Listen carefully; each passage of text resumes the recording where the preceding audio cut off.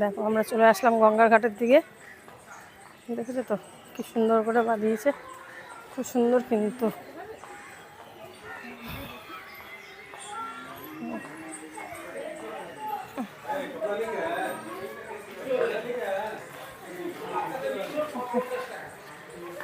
এখানে সাবিত্রী সত্যবানের ছবি আছে। এখানে সবাই সিঁদুর পলা পরায়।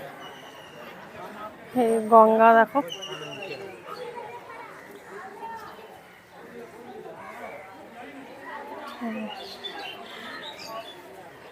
গঙ্গা আছে। দেখো এখানে মন্দির আছে, এখানে জগন্নাথ দেবের মন্দির আছে। দেখো